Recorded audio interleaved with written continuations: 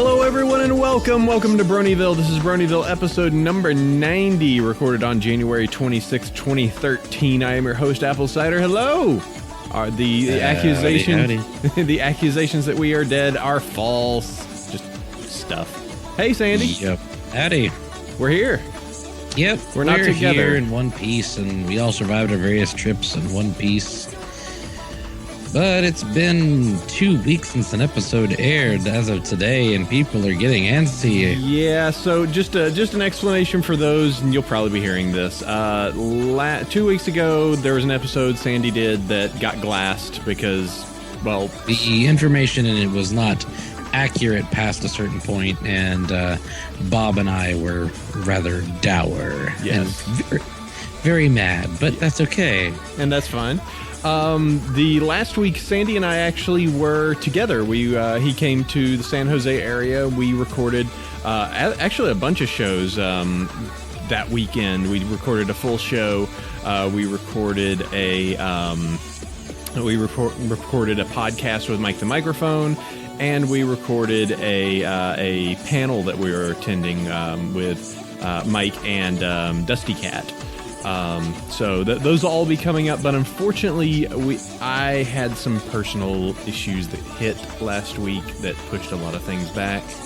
I'll just be a little frank on this. We had to put our kitten down, which was a difficult situation we're still dealing with. So yeah, it just kind of threw a monkey wrench. I wanted to explain that to you all.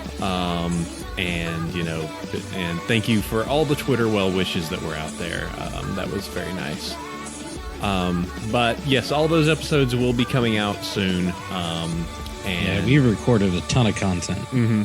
So yeah, we would, all of that will be leaking out there. So sorry about the slowness on that. And we are not dead. We are actually here, and we have guests. So and go ahead. Hey, we're really consistent, so we miss one episode, people get scared. 2 episodes, and it's like the end of the world. Yeah. We're not like some shows that go for 6 weeks, 2 months without an episode. Mm-hmm. Yeah, it was just our consistency made it awkward. Anyway, yes. Sandy, go ahead and introduce our guests if you'd like. All right, our guests this week are Kar and Kez. Right? Care. No, not Dudebro, not Kez. Oh, you double messed it up. I screwed it up. Okay, so we have our guests from Big Apple Ponycon here to tell us about their event in the magical land of Manehattan. But we do need to ask some questions before we can get started. We need to know your favorite character and your favorite episodes. So, Care, go for it. Favorite character, favorite episode. Favorite character is Rarity. Ooh.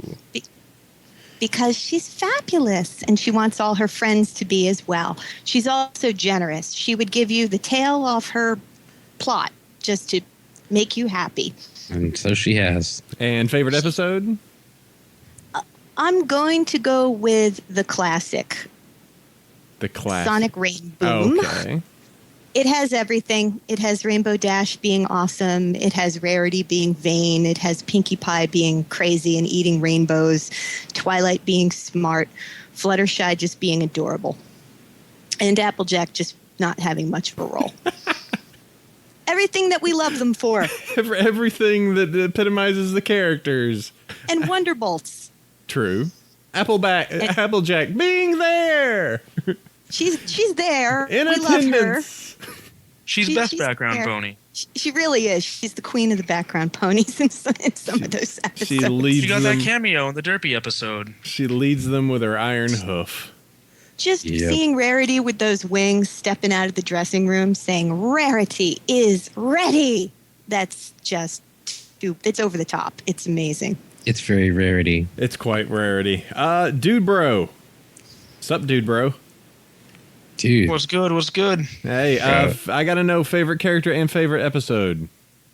I hate to be unoriginal, but my favorite character is also Rarity. Oh. Wow. A bit of talk behind that one.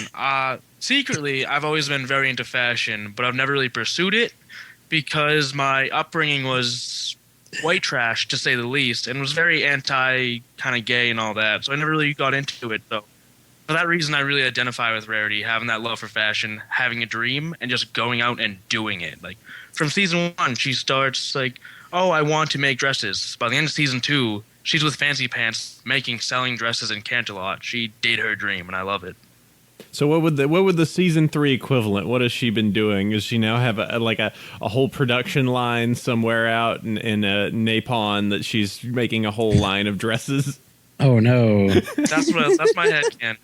She's just really busy. That's why she's on season 3. Yeah, season 4. We're gonna zoom into it, and it's just going to be this entire this entire thing of like, oh yeah, I'm worth like 70 billion bits at this point. You guys don't know. Rarity's industry. Yeah, she's become a figurehead, and she's got shops all around the country doing all her stuff, putting her name and face on all these labels and fashion shows and jet setting all over the Ponyverse. But because she's the element of generosity, she gives a bunch of it to charity and remains humble-ish, kind of. Her and Fancy Pants traveling the globe together in their airship. Well, I mean, there was a line at some point this season where Rarity said she had a whole bunch of dresses she had to deliver to Fancy Pants or Hoity Toity, one of the two. So, I mean, she obviously has rich clientele. In her redneck town. All right, dude, bro. Yes. Moving on this episode. What is it going to be? No surprise, my favorite episode is Becoming Popular. Or, well, no, that's the song title. What's the name of the episode? I forget. Sweet and Elite. Sweet and Elite. Wow, I feel really dumb right now. But that's my favorite episode. I absolutely love it. Because honestly, I'm going through that same situation right now where all of a sudden, over the past 6 months, I've made all these Brony friends, and I'm doing all these convention stuffs, and I haven't talked to my high school friends in months. So I'm in the same kind of boat where I'm just like, who do I hang out with more? I want to please everybody, but I can't. So you're stepping out from the provincial world of high school society into the world at large, which includes Bronies and the internet. I saw a documentary on them. I don't know what to think. Oh, yeah, there's like some kind of movie out about like guys who like My Little Pony or something. What's with that? Something about cons or something. John Delancey? I don't know. Yeah. That Star Trek guy? We'll probably talk about that Didn't later. Didn't he play Kirk? I don't know. Oh, it might have been in Breaking Bad. I don't know. Yeah, it's Breaking Bad. So that was when Discord brought the blue meth to Ponyville. That's what happened. Internet, write that fanfic. The most on the rails podcast for the fandom. Yes. So that is excellent. We will definitely be talking to you guys about not only the Big Apple Ponycon, but know that Kar actually also worked on the Interplay trading cards, which a new set is coming out soon. Very soon. So we can talk. We talked a little pre-show, but we'll go ahead and rekindle that a little bit later in. First, though, Sandy, you are my sponsor, Pony, and I have to know who are our sponsors. Well, they keeps coming. Let me tell you. So first of all, We Love Fine. Use our coupon code Bronyville10 to get 10% off your purchase, and they have gotten some great new stuff. You need scarves? They've got scarves. They have mysterious bubble cutie mark scarves. Who from I don't know what pony that could be from. They've got Luna scarves and a Luna beanie. So I expect Tetra to have multiple copies of both here very soon. We Love Fine. My T-shirt count is up to 19 right now. Yeah. Still climbing. I just don't. I don't know what all I can buy there though. Sandy, can I buy T-shirts at We Love Fine? Yeah, she can buy T-shirts. What about hoodies? Yeah, apparently you can get hoodies too. Polo shirts? Possibly. I want a bag. What the? Wow. So this is kind of interesting. They've added some Secret World stuff. Which is an MMO that I played for a little while that I just noticed. So you can get a faux bloody Innsmouth Academy number 66 hoodie. That's wow. Oh, that's pretty special. It was a pretty fun MMO. I liked it. I remember when it came out. I played it for like a day. It was all right. Yeah. Anyway, so that's pretty cool. You can get Fine has all sorts of fun fandom stuff, and they keep adding weird underoos too. They just made a dead mouse underoo. Really? Yeah. Don't they have My Little Pony underwear as well? There's big there's big jumpsuits where you could look like Rainbow Dash. I'd like to buy that in the I'd like to buy that in the 2XL. Rainbow Dash, you can't fly like that. I don't even. Hi, I'm Rainbow Dash. I'm the fastest flyer. Yeah. Fits 200 to 250 pounds for the 2XL. You can buy all these things at We Love Fine, and we love them. They're a sponsor. You can use Bronyville 10 to get 10% off your purchase.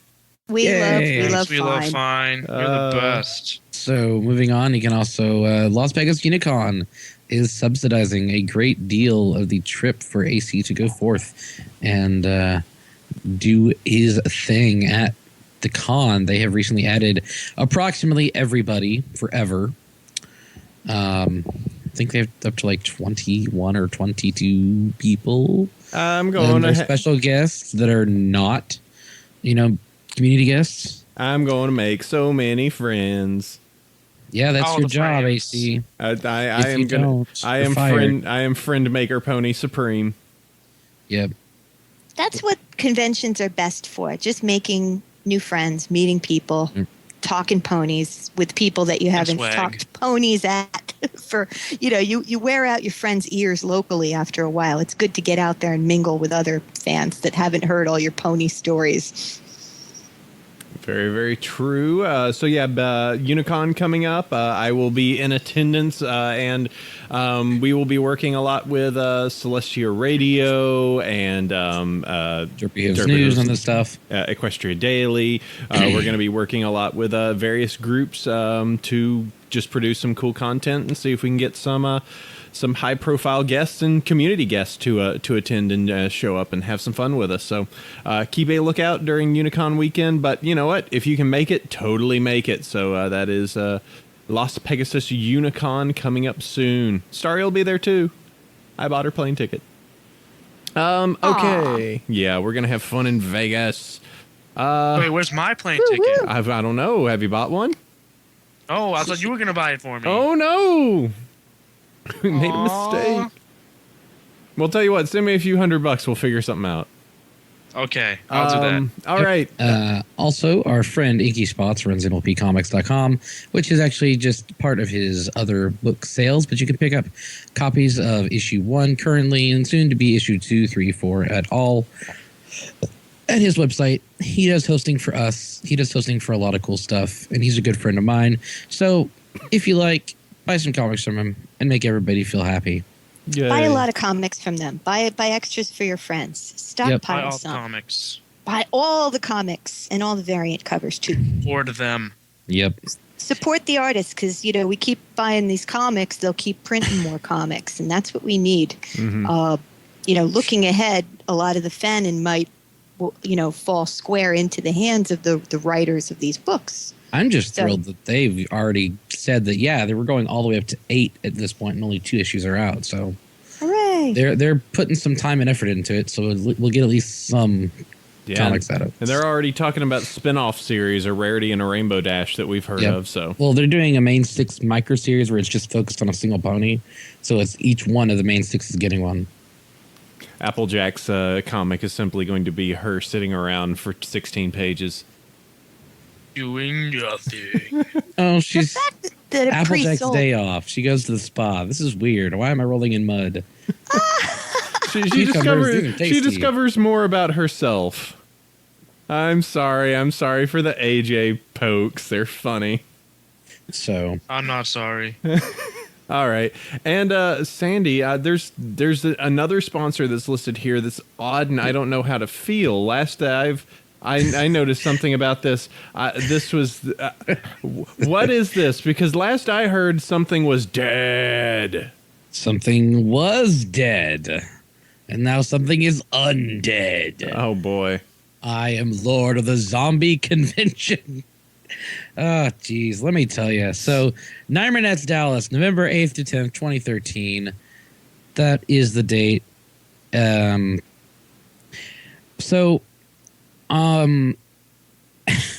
It's back? As It was of the 19th. scuttled, and now it's back. Whoa. So, as of the 19th, Hasbro decided to switch back to their previous year's rules regarding who gets what and where. That meant that conventions could get voice actors again within reason and with caveats.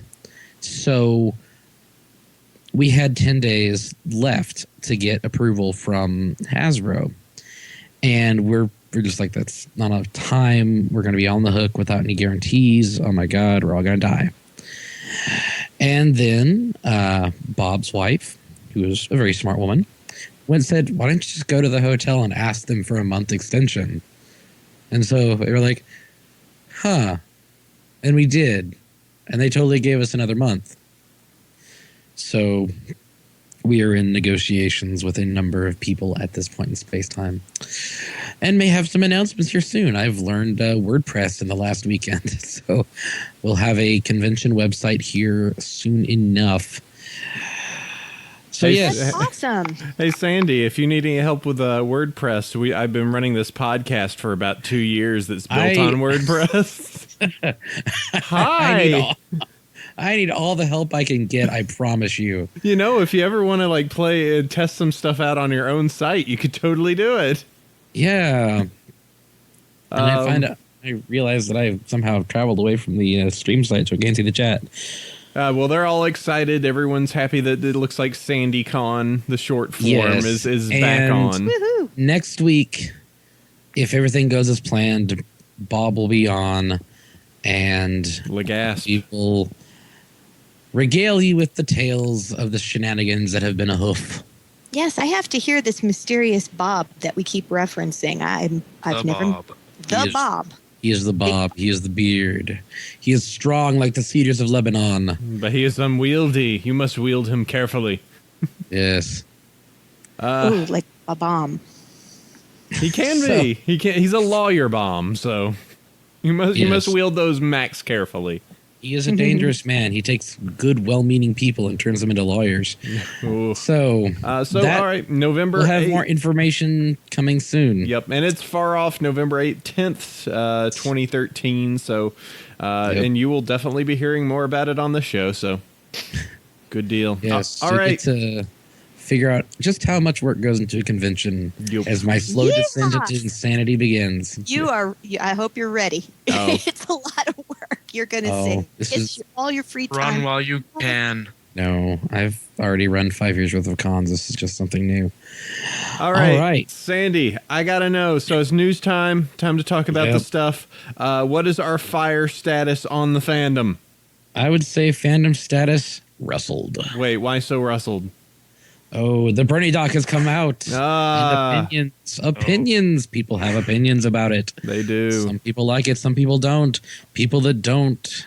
Really don't. People screaming at them and random things like the director threatening 14-year-olds with lawsuits or 20-second clips on YouTube. And let's do this. Let's. I moved the review of that. There's one particular bit that we have revisited, and then I've watched the Brony doc, and I can give my reviews on it. I don't know if either Kar or Dudebro has. I have watched it. I may or may not have paid money for it. Okay. We're going to screen. We have permission. We actually posted our permission slip on the Bronies NYC website. We're going to screen it today for our members. Everybody's going to get to see it in about an hour and a half. Okay. If you're in Manehattan. I still don't have to pay for it then. No, you can actually see it legal and free. Okay. Well, we can chat that just a little bit. There's one revisited piece here that we'll hit to first. What is this, Sandy? All right, so the first thing right here is Content ID Revisited. This is a rather in-depth article that was written by Derpy Squad of Derpy Hooves News, and basically goes over what has been going on with YouTube Content ID and Friendship with Riftcraft, Middle Advanced, and the like. So back on January 2nd, we first talked about this, or the week of the 2nd, we talked about this, and basically Content Idea was taking down fan stuff like Friendship is Witchcraft, Mentally Advanced, etc. Hasn't really hit any PMVs as far as we know, but the article itself goes on and talks about just exactly how this works. You should check our show notes and read the article for yourself. But basically, when it's identified as a piece of copyrighted material, the system flags the video. When it occurs, it's automatically blocked the country of the copyright holder. And if it's in the U.S., people in the U.S. can't see it. So for a lot of it was, you can't access this video, but people in Europe or Japan, Canada, etc. could. Hasbro is a very international company, so as things get flagged, they get flagged worldwide pretty fast. Unfortunately, things like Friendship is Witchcraft have been tried. They've tried to go on to like blip.tv and stuff like that, and they've just been rejected. It's basically going down to the point that they're actually looking to hosting the files themselves, which is pretty crazy because that is well, that incurs hosting costs. That's hosting costs. That's bandwidth costs. They just need to throw a torrent out there and say good luck because Hasbro is going after this pretty hard. Mm-hmm. But there is a reason. So the Roundtable guys have basically been doing some digging, and it turns out that we kind of missed something. Back a few weeks ago, we talked about how ponies were going to be available on Google Play without making the connection that, do you know who owns YouTube? Why, that would be Google. What do you know?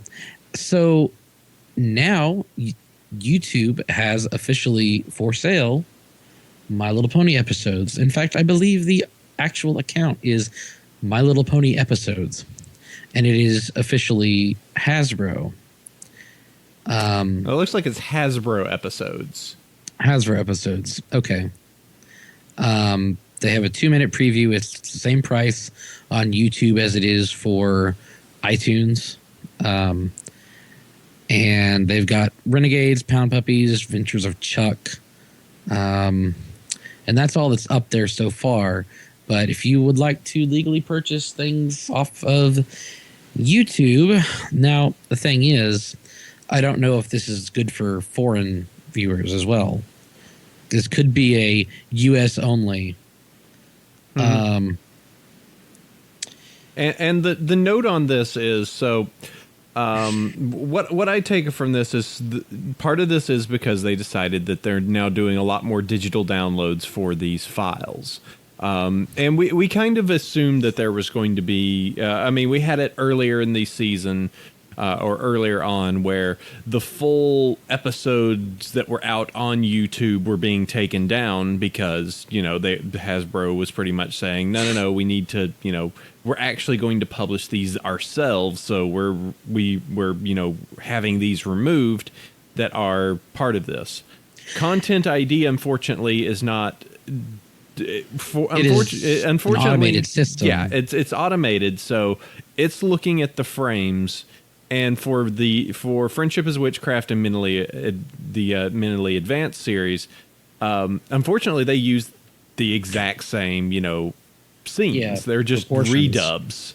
Well, parts of it are, but enough of it is to get it flagged. And that also could be, and as is noted on the article, that perhaps Hasbro is afraid of them being seen as possibly being legit.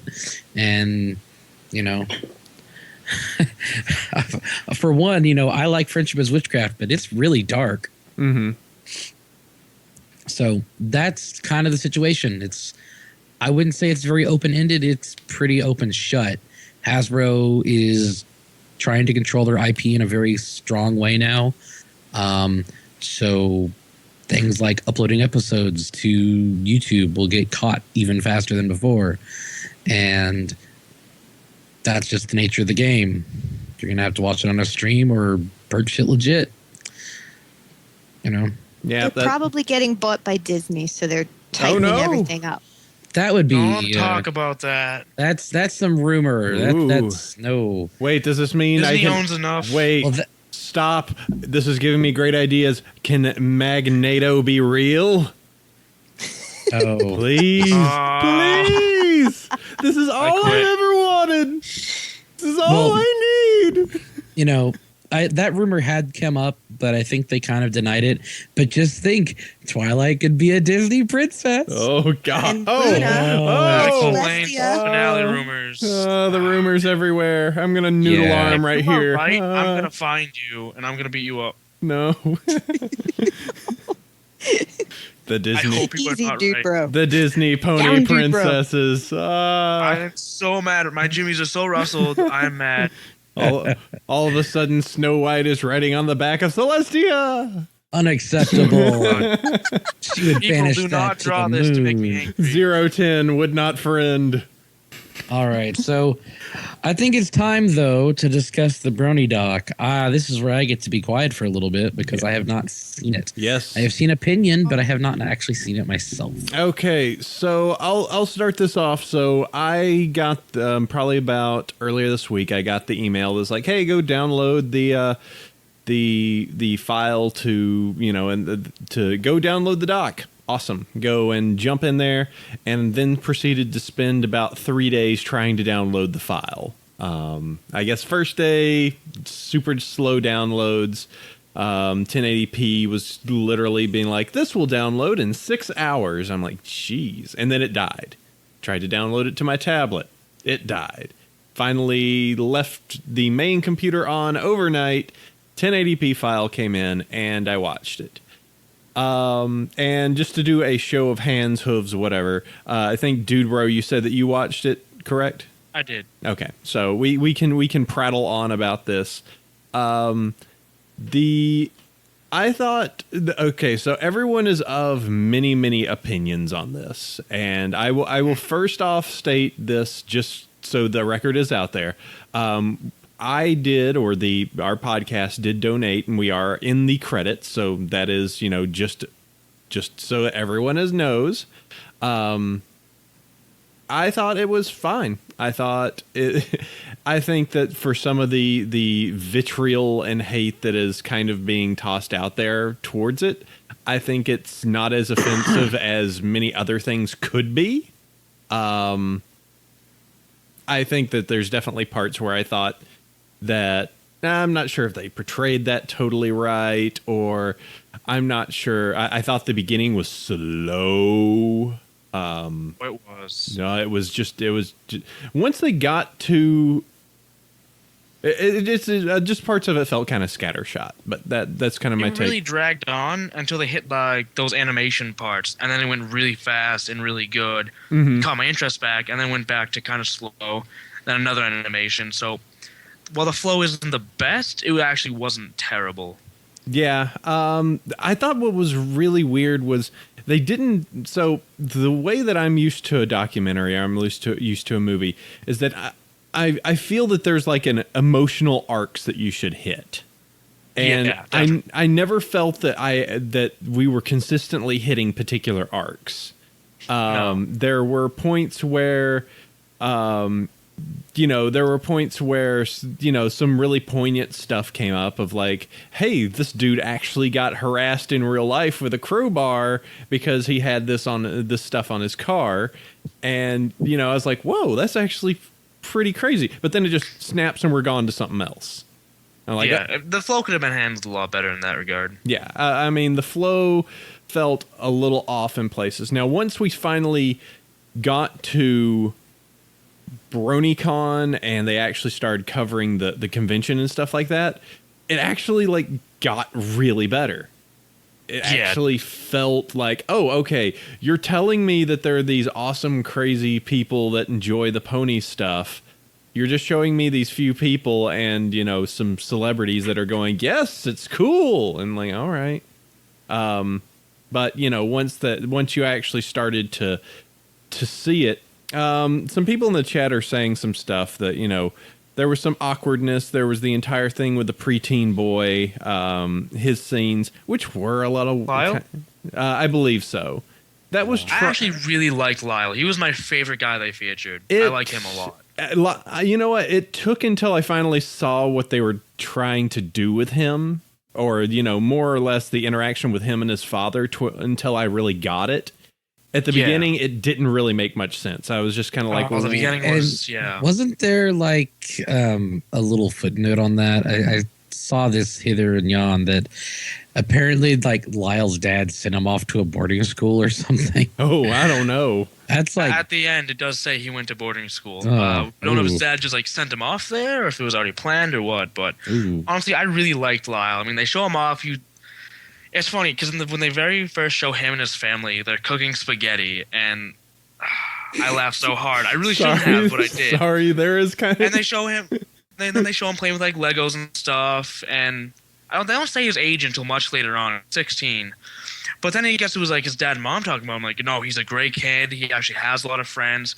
He can shoot really good, and I'm a big fan of guns and firearms and all that. And then they talk about them, like, oh wow, this kid's actually pretty awesome.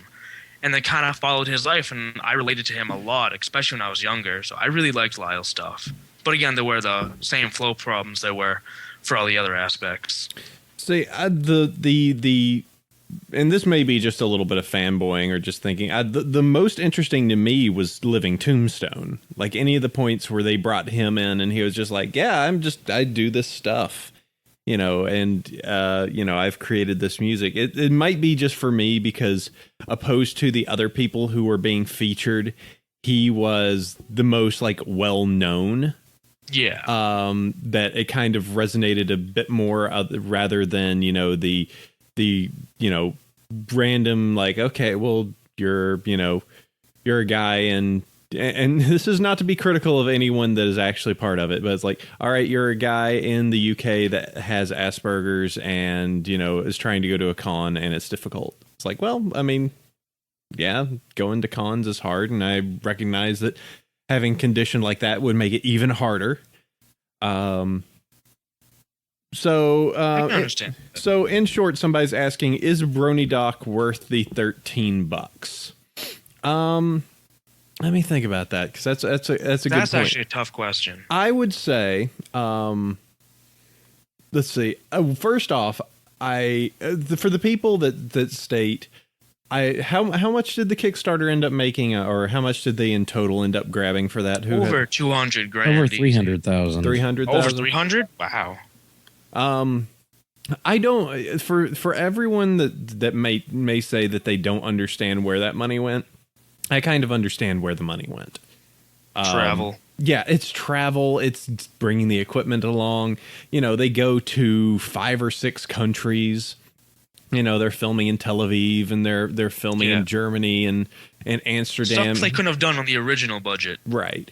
And I mean, I did the 1080p. It's gorgeous looking. You know, there's a lot of like high def weirdness that you see, but there's also some like really pretty scenes and really interesting, you know, places that they take you to. I think that it makes sense for that amount of money. And it does, if it was something where it was a 30-minute documentary, I would feel that there would be a need to be upset with that. Oh yeah, definitely. But this is a full like hour and a half, just feature length, like a documentary on it. Feature length, worldwide, about bronies, which is really a niche fandom that we helped fund. You can see where all the money is if you know what to look for. Yeah. So as for the $13 question, I would say look at the teaser that they put out there. Realize that is just a really, really, really quick slice of what's inside of there. And say, could you watch another, you know, hour and a half if it was that? Now, the animation parts are great. I did enjoy the whole like piece where Delancey is like half singing, half dictating parts. Those were great. Those were wonderful. I wanted more of those, but I understand that was horrifically expensive. Then you got plenty of Dirt Pony and Wildfire and stuff like that inside of the documentary. overall, if I have to think about it, there were definitely some weird like feeling of missteps at the beginning, some awkward cuts. If I had to give it a grade, I would have to give it. I started at the beginning giving it a B minus. I'll probably give it a B by the end of it. Yeah, I'm with you there. Yeah, the beginning is slow. Doesn't really feel like it knows what it's doing. I don't think it ever actually figures out what. It gets better towards the end, and yeah, it kind of progresses. My philosophy on whether it's worth the $13 is if you are gonna watch it by yourself, I wouldn't pay the money for it personally. But if you have like family or friends who don't get bronies and you want to help them understand, then I would actually pay the money, because then you're showing it to multiple people who are like, oh, now I understand what you're into. Now it clicks with me. Because that's really what the documentary is for. Mm-hmm. It's not just for watching it alone or even watching it with a couple friends. It's really for showing people. So yeah, and then it's worth 13. Here's one of the things I've heard, and this came up recently, or this came up a while back when we had the entire commercial thing that came up, where the number one thing that was kind of said of here is the number somebody has put out there. There was $348 or $348,164 that went towards the making of this, or that was donated or put for this project. That money could have been spent any X number of ways on Y things. X number of ways, as in we could have spent this much money on, the Bronies for Good or doing something like that. And yes, you could. If there's anything the Bronies like to do, it's to back pat. And, and who doesn't want to feel good about, I don't agree with the entire feeling of the Bronies are a movement, or they're a fandom. They're an eccentric fandom that is very creative in many, many ways. And I think that the documentary does that at times rather well. It's just one of the things of. I understand that that there's a lot of people feel that don't understand the money, or feel that stuff like that could have been done differently. I guess to move back to I kind of go back to that thing. If we donated the $150 to it. We're in the credits. Do I feel that was a bad decision? Ultimately, probably not. I think that what I saw was, as well as I try and put myself in their position and go, what would I have made? And I'm sitting here trying to rack my brain, and I really wouldn't know how I would try and represent the fandom and make it seem fair and honest and encapsulating everything that it is. So, I'm with you there. So it's. I mean, you really can't get into the argument of could the money have been better spent, because you could say that for anything. Could we feed all the poor children in the world if we didn't have a giant space shuttle program? Yeah, probably, but it's just we had a kind big of argument shuttle you program. can't make. Well, okay, yeah, we don't. But how much does it take to make one space shuttle? Less than it takes to build a warplane to bomb people. Hey, let's snap! We're gonna go somewhere. Let's not. Dude. I'm not getting political. I'll quit before that. Let's see if we can have the Bronies fund a booster rocket next. Yes. Put a Brony on the moon. There we go. To the moon. The Brony lunar colony on the moon. Lunar rescue mission. There we go. Gotta go rescue Luna. That would be. You just go up there and put up a cardboard stand up of Luna on the moon and leave. Yup. Mission accomplished. I'll volunteer for that mission. That's all we ever wanted to do. We are landing, placing large cardboard Luna, leaving moon. It's like, that was worth it. We're gonna go by the International Space Station for tacos. Oh, I wish they had tacos there. Oh, the best space tacos in space. Space Choco Tacos. Imagine it. Oh, man. You can't even. All right, so we're going to move on. Yeah. If that's about it. That's it. I say the documentary. If it interests you, watch it. It's kind of the weird thing. If the idea of it interests you, go watch it, or find somebody you can watch it with. If it doesn't, then don't. All right, so moving forward, there's actually not much in the way of bad news this week. So there we go. That the content ID was sort of the only sort of woo doom and gloom, because the rest of it's actually pretty cool. Germany seems like they're going to be getting some new high grade plushies here in the near future. Link in the show notes goes to apparently an article in German company, or it's an article in a paper in Germany that the company Nici, N-I-C-I, was making plushies, and there's a photo of a Pinkie Pie plush that looks really good and has a proper mane, not this crazy felt nonsense that's on the U.S. ones. Or that Shreds. fuzzy, that fuzzy stuff. What do they call that? It's like fun fur. Oh, I don't know, but it looks really good. The one at Toys R Us, remember? The head was lopsided and then the head would fall over. It was this kind of weird snuggle pillow, and it had that fake clown hair. The ones in this link actually look like a collector would buy those. It looks like a fan made it, It looks like the stuff that's on DeviantArt. It's really good. So It looks like something I can't afford. Well, and in September of this year, it says there's going to be a 20-piece My Little Pony plush collection. Oh, wow. Including Rainbow Dash, Twilight Sparkle, and Pinkie Pie. So we'll see what all happens. They will be coming to your home for cuddling and loving. If you live in Germany and you really like me, send them to me. Deutsches Ponys über alles. Oh, Guten Tagen? I don't know. Danke. Yep. Wiener That's really Schnitzel. English. There.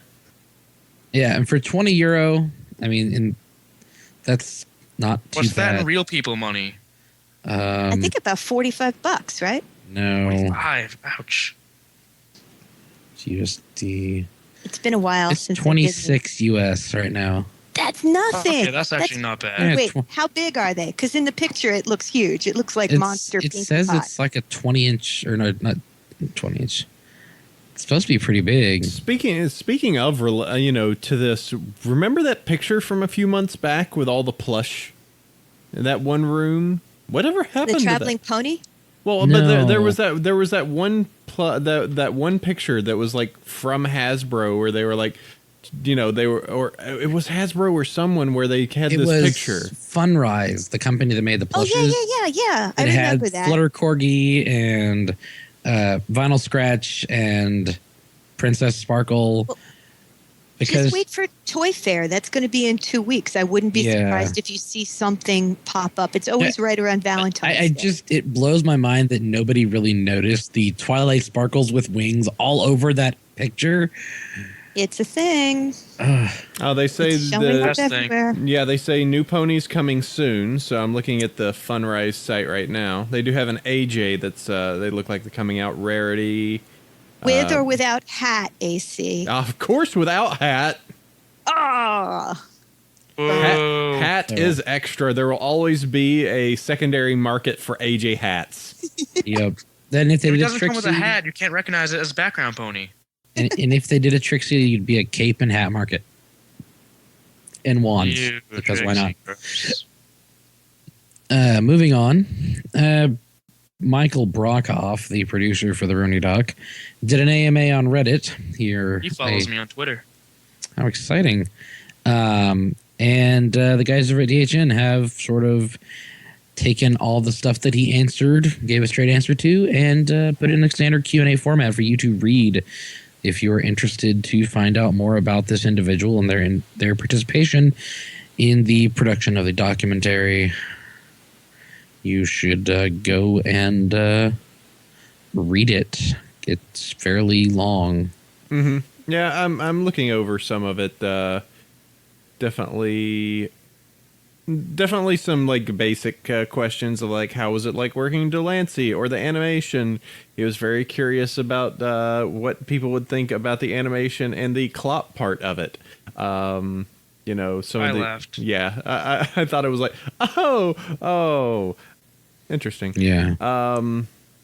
They did actually address the threatening underage pirates only slightly. Mm-hmm. And It's like, I'm going to sue you and or your parents for lost revenue.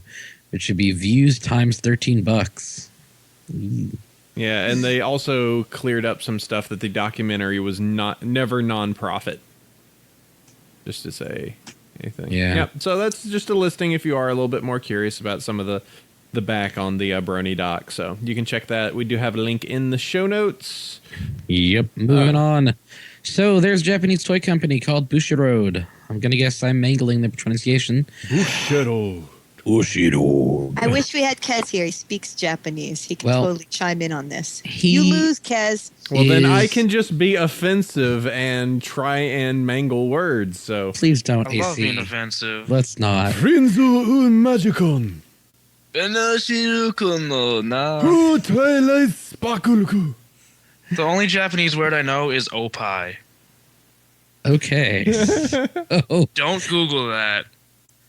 So Japanese collectible card trading company Bushiroad is going to bring G4 pony toys to Japan in addition to seasons 1 and 2 of the show with a proper Japanese dub. Holy crap. As a collector, I'm really excited about this news because Japan takes its fandom and its toys very seriously. They don't produce junk. So whatever they do manufacture there, I want. I want a Revoltech Rainbow Dash with articulated wings and legs. Come on, do it. They won't do it. Hey, they did it for Woody in Toy Story.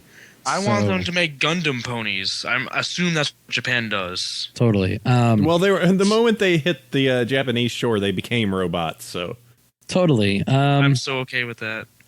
So it looks like except for they're Applejack. going to be airing it both in English and with a Japanese dub. In English as a educational show, and Japanese dub just for everybody else. They have used 4 VAs from the anime Tante Opera Milky Holmes, which sounds like I want to watch it. I looked at a couple things on YouTube. It seems a little weird, but I need to get my weeaboo on. Considering that ponies is kind of like moe in Japan, so it's not pretend to be superior. So they've got 4 of the 6 VAs named off this one anime. And the last 2 will be announced in March. And they will be marketing products to school children as well as adults. Can't wait. So cannot wait to see what comes out. I can't wait to see what kind of fan boards and things open up over there because they're going to start their own for sure. I mean, Japanese fans are already using It's already all over English and American sites and European sites. They're going to start their own stuff. I'm going to be like their first token American to be over there. Hey, what's up? So you think that? Ponies. Do you actually think that it will take off over there? Oh, I know hope it's going to so. take off. It's a cute based culture. And what's cuter than marshmallow ponies in pastel The colors? new Hello Kitty. Yeah, somebody in the comments was like, hey, body pillows. Yeah, Rainbow Dash Yo. Nakamura. There'll be whole vending machines in downtown Tokyo just dedicated to pony merchandise. I want that. Imagine the keychain machines. So Open kawaii up desu. Pony-themed bar restaurant. Okay, well, Oh Jesus. And after the Disney takeover, it'll move right in. I There'll be know. Ponyland, the little Equestria inside of every Disneyland theme park. hi, I'm Fluttershy. I'll take your order. Or not. You don't have to order. You can just Fluttershy stay here. is the Japanese equivalent of the cute glasses girl. Yup. Yep. All right. So moving on to the other side of the pond, Galacon has opened their ticket sales as of today. So if you're in Europe and you're going to go to Galacon, you can now buy a ticket to do so. Buy tickets. They're really cool. That's in Germany. Yay. Garrett and all who we have talked to for the last couple years put on a good show, and so you should support them. They have a standard, a plus, and a Bazam pass. Bazooper. I like Bazam. That sounds really Bazam. good. Sam is cool. €129. Didn't Shaq play a game? Play something where he was Bazam? Shazam. Shazam. That was Oh my Shazam. God. Don't talk to me. You're resurrecting his acting career. Next, Yeah, simply mentioning Shazam causes Shaq to gain $1,000. I'm sorry. Oh, Shaq Next, tell me Fu. about Shaq. Oh, don't talk about Shaq Fu. Oh, Shaq Fu. You can only be countered by Barkley. Shut up and jam, Gaden. We need to play Barkley Shut Up and Jam. Gaden. Should I Gaden, leave? sorry. Oh, I'm upset. Don't forget the Crazy JRPG. Yes, I need to play that. Chaos That stuff. sounds amazing. Yeah. This is the Galacord that's going to have all the German and French voice actors in it, Yeah. right? Yep. Same one. Okay, good.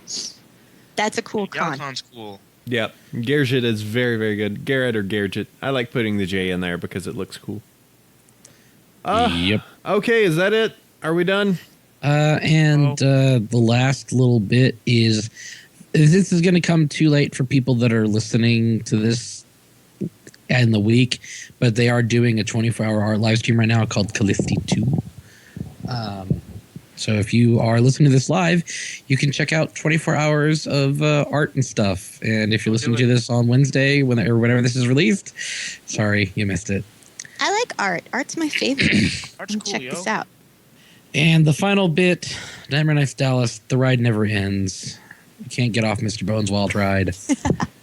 That is, we'll have more information on that next week. Okay, AC, topic Hi. time. Hey, we got people here that do conventions. We do. Wow. Sure do. I do too many. You do? Which ones do you do? What's your resume looking like right now?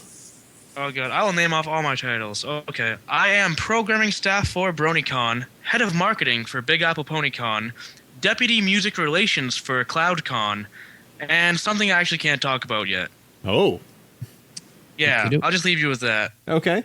So yeah, you guys are doing the Big Apple Ponycon. Let me go ahead and give a nice little click on this link so I make sure I have all the relevant information. March 23rd, 24th, Sandy and I shall be there in the Big Apple. That's the plan. Yep, and Gonna be hype. and yeah, it looks like we're gonna have a real good time back over in the Big Apple. Go ahead and tell us what's slated thus far for the convention. Oh, gosh. Okay, well, Big question. like you Go said, for it. you got the dates. We have a great concert lined up for you. It's called Coltella. It's a music festival. People that like electronic or acoustic music are going to want to check that out. We have a lot of different acts. Mike the Microphone is emceeing it. We even have voice actor Tara Strong going to perform live doing her single, Take My Hand. And you can see the whole list on the link that I there posted. Also, we have, if you go to the floor plan, you can see all the different rooms. We have something offered for everybody. This is a family convention. It's not a Brony convention. It's a My Little Pony convention put together by people that are bronies and also are toy collectors. We like it all. We're into pan-generation love here. Old pony, new pony. We have... OG. Yes. We got like 1,000-seat auditorium where we're going to be having panels, discussions, films, live performances, a lot of surprises. We have a marketplace with 75 vendors selling pretty much anything you can get your pony on. We have the Traveling Pony Museum. We're happy to be hosting them this time. They're bringing their kick-butt exhibit of G4 art from around the world, things that were donated, some of the best artists, famous names. That's going to be on display. We have a makeover spa where you can come in and get your hair done, makeup done, nails done, pony on, get a pony makeover, and go have a photo shoot in your cosplay by a very, very, very professional, excellent photographer. And we're even going to be providing some backdrops and props and things like that for you. We have hangout area where you can get to know each other, watch episodes. We have a game room where you can play whatever electronic stuff interests you, or you can trade cards. If you're artistically inclined, we have an art room, which is going to be wall-to-wall paper, markers, pens, paints. And by the end of the weekend, this whole room is going to turn into a self-expression canvas, a mural. Mm-hmm. I You want can to learn finger paint. You can totally finger paint. We'll just roll Or hoof paint paint. on you, and we'll roll you around the wall. How about that? We'll just Okay, make a you said giant it. Dudebro. Everybody heard it. You said it. It's canon. I will do this. I imagine there'll be lots of handprints and tags by the end of the weekend, too. But there'll be some good art. You can learn to customize ponies in this room. We're going to provide materials. We're open to kids of all ages. We're open to families. We're open to bronies. We're open to pony collectors and artists and animation and fans all alike. Excellent. And I'm looking forward to a few as kind of mentioned the guests. You definitely have Tara Strong coming in. I'm looking forward to talking some more with Andy Price. We had him on. He is one of the artists for the comic. So he was great. I'm a comic book geek. I love comics. So that was something I was really thrilled about, to have not just Andy Price, but Katie Cook, the writing and art team for the My Little Pony comic book by IDW.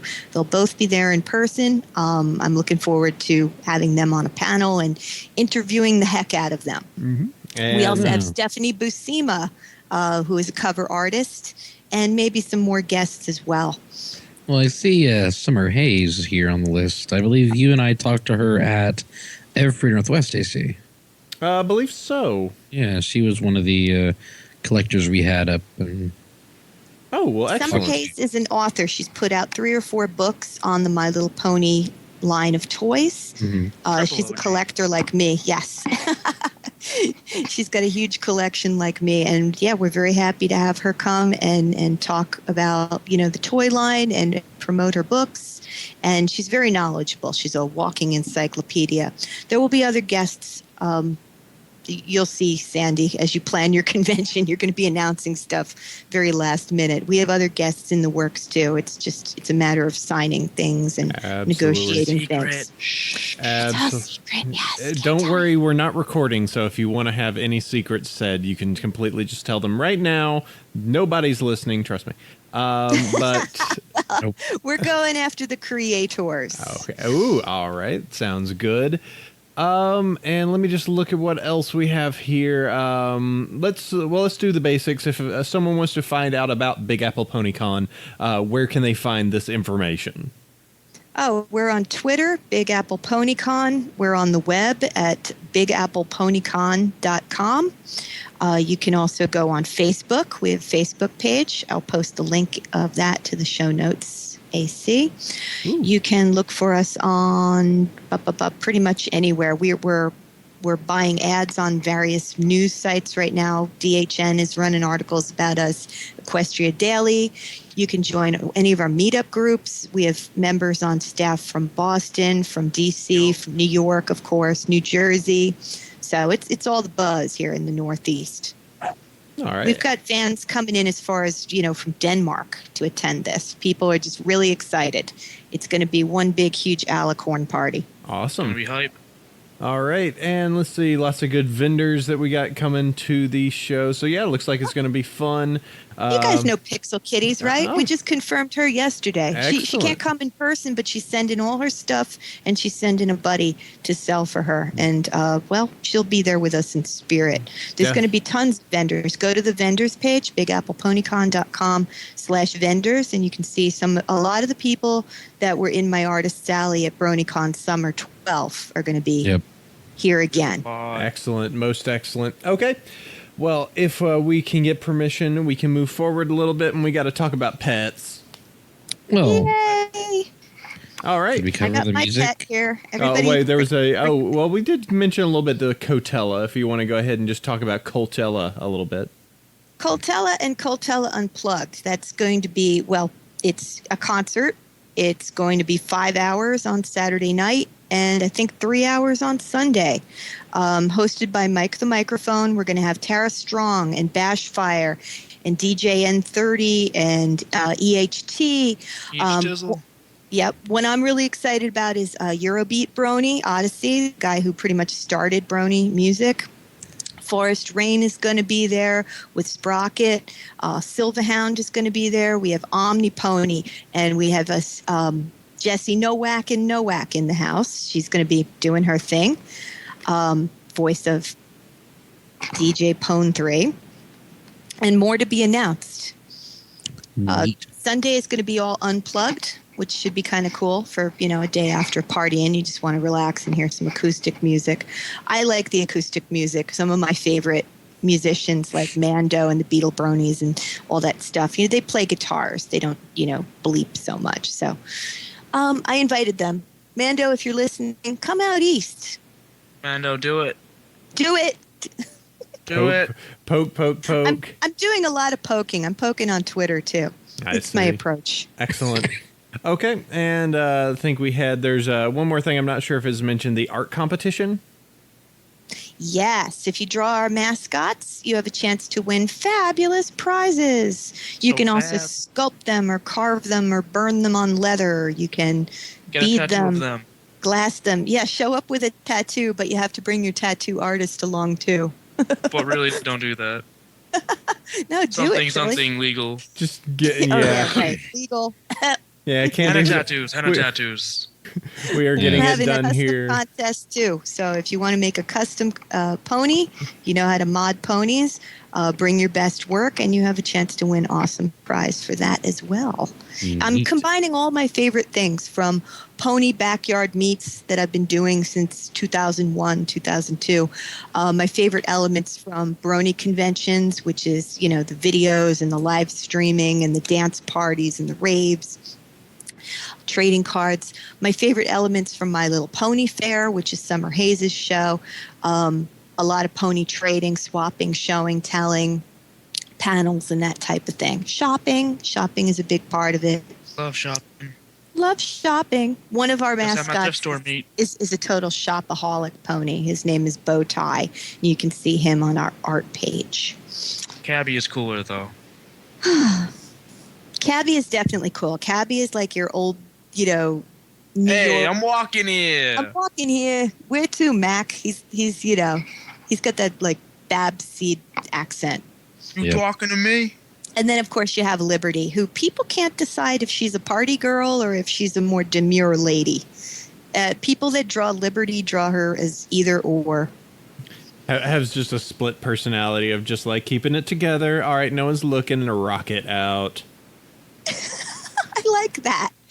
Just totally just like one of those things, just really regal, sets down everything late at night, then hits the boombox and just rocks it.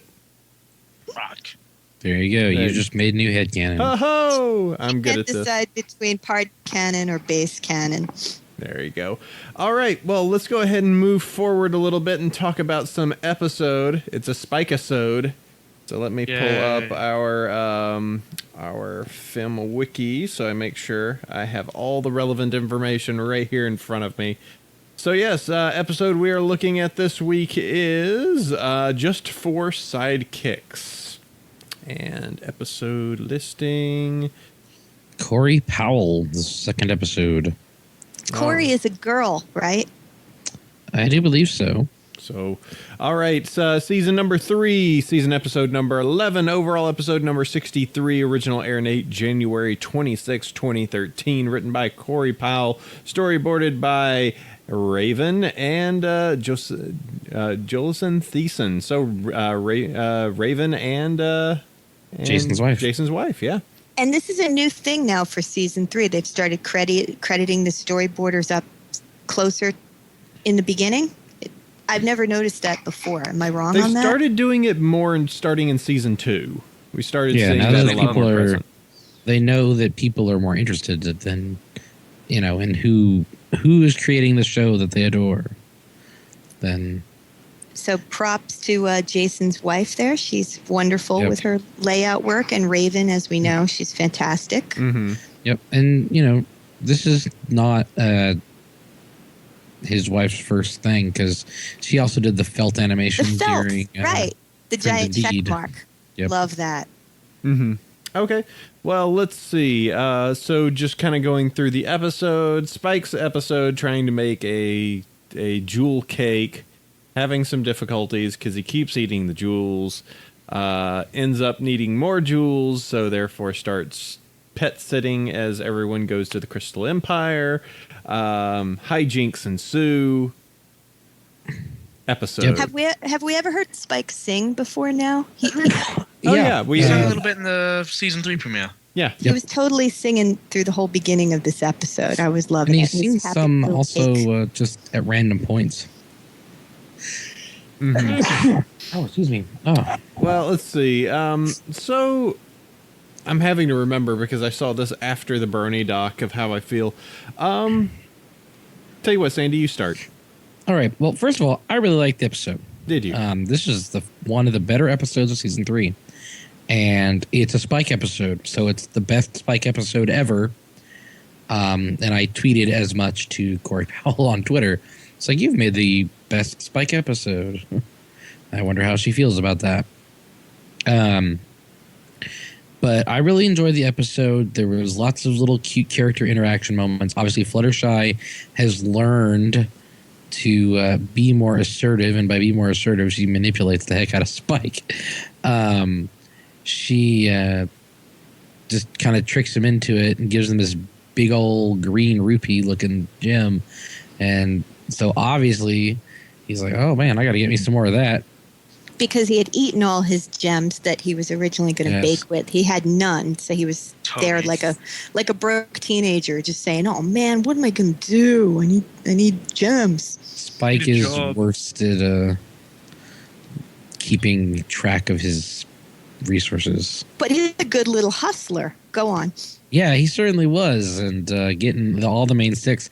One thing that I think is interesting about this episode is it takes place concurrently with another episode. So, like, the episode next week is happening at the same time as this episode. Or it seems like it should be.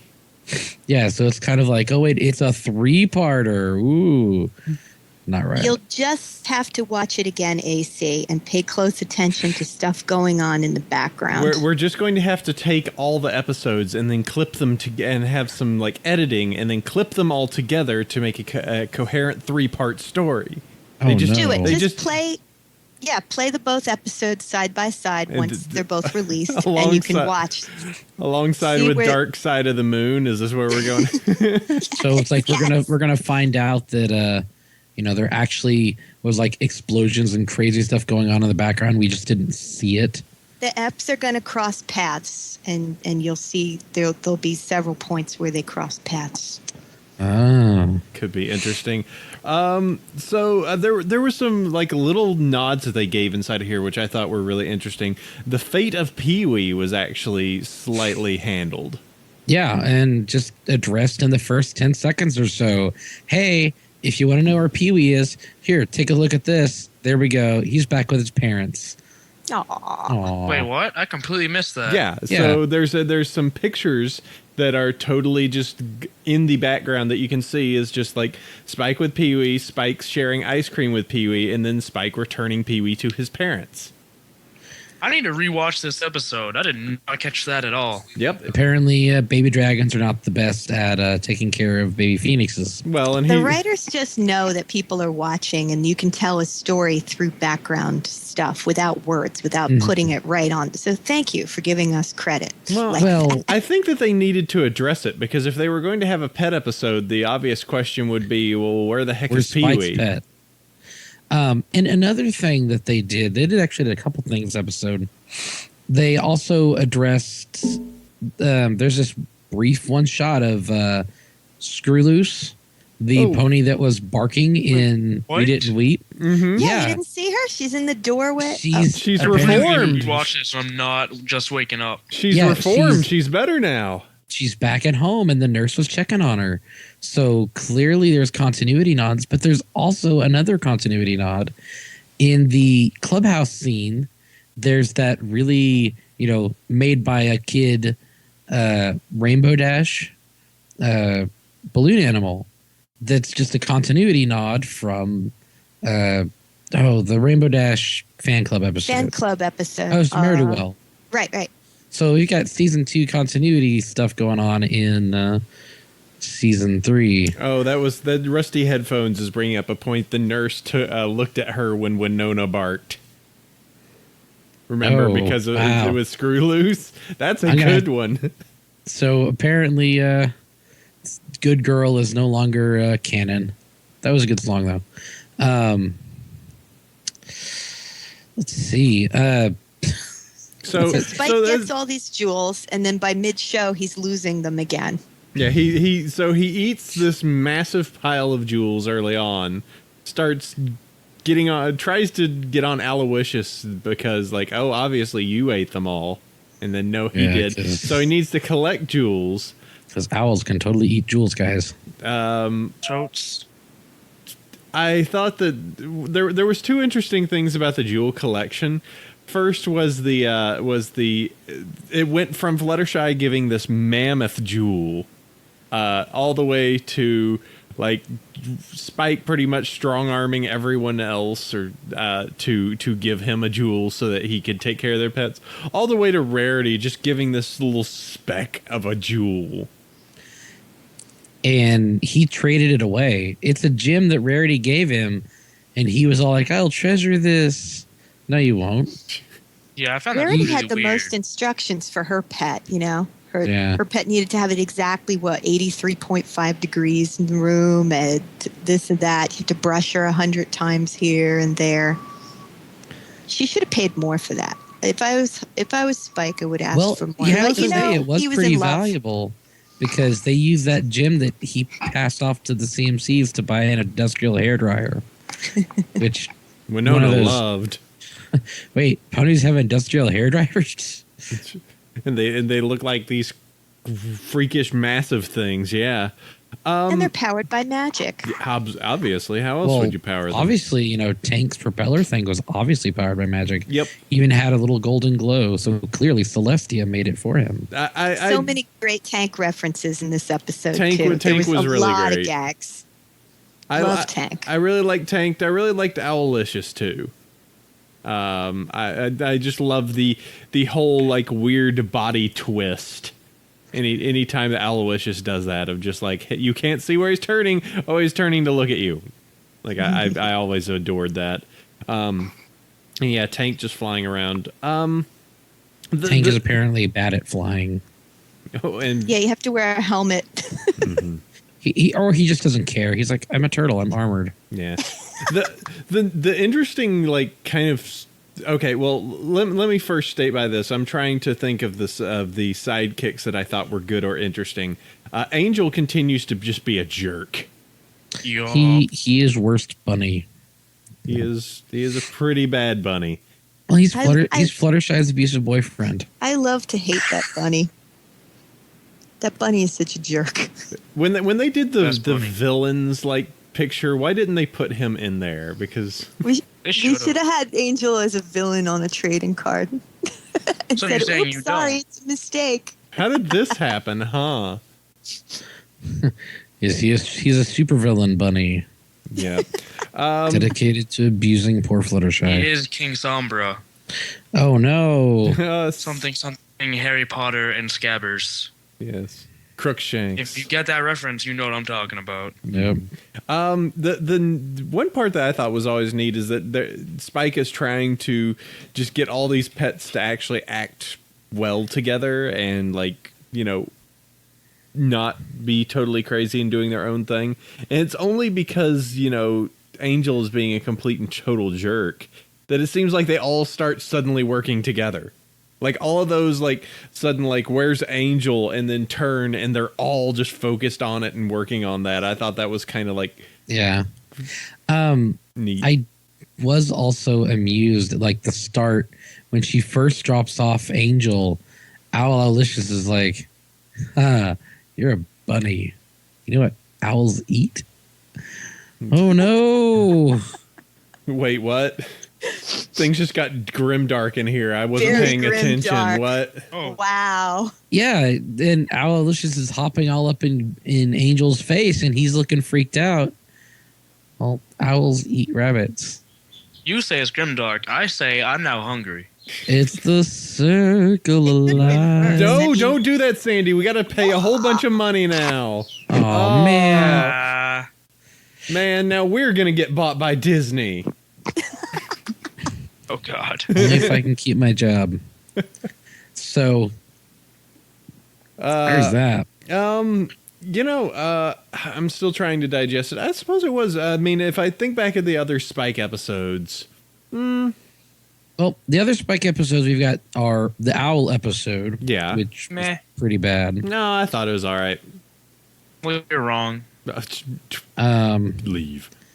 Then we had Secret of My Excess, which I love it. some people argue was bad. I think it was all right. Fantastic. Divisive, let's say.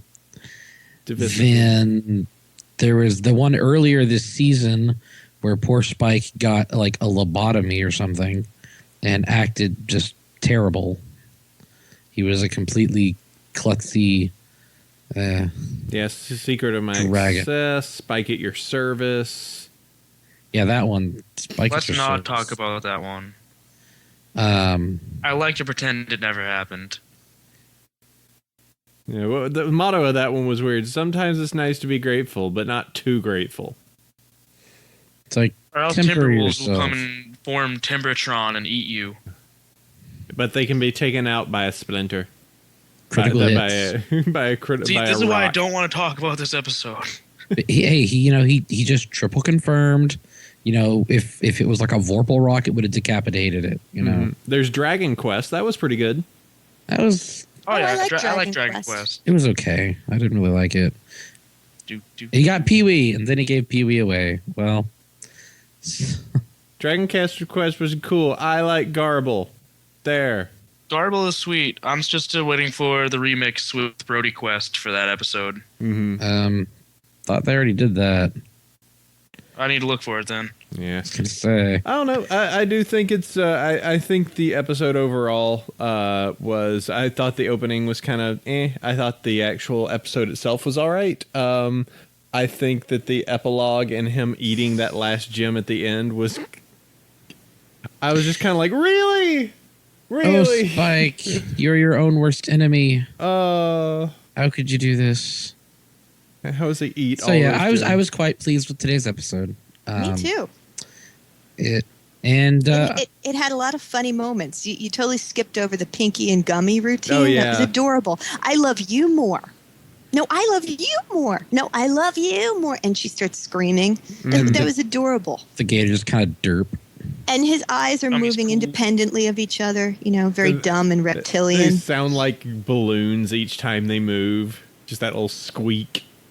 Yeah, the Foley art on this show, all these sound effects that you don't even think about, but they're there and they're wonderful. Oh, and let's just not forget the CMCs in this episode too. Yeah. Yeah, let's just not CMC. completely. What was it?